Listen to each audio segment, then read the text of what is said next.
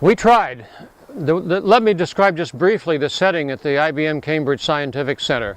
It was a small place, relatively. There were only maybe 40 employees, and of those maybe 20 or 25 were engineers or software people.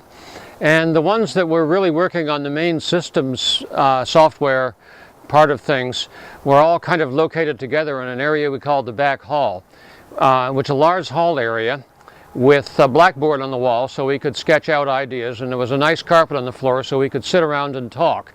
And our offices open onto this area. We all had offices all surrounding that area.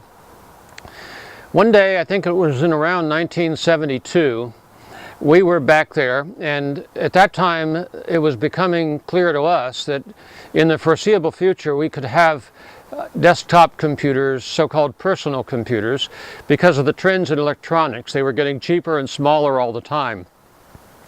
But we had a problem. We couldn't understand exactly what anybody would use these for. Why would anybody want a little computer?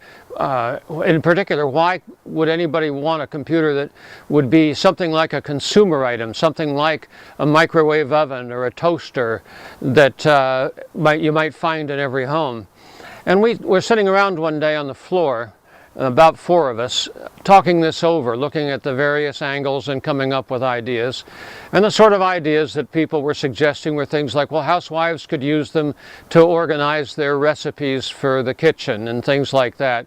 But none of us ever thought that that would amount to much of anything, and we were all pretty much baffled. So after about an hour of batting this question around and trying to figure out the answer, we were still scratching our heads. And I got up, the rest of us, we got up and broke up the thing, and I got up and walked right into my office, sat down and resumed work on what was just about to become VNet, which led to the internet, which of course is exactly why everybody buys personal computers today. The funny thing about that is that none of us ever saw it coming, including myself, and I have no idea why we didn't. That's the strangest, one of the strangest things in my recollection about this whole story.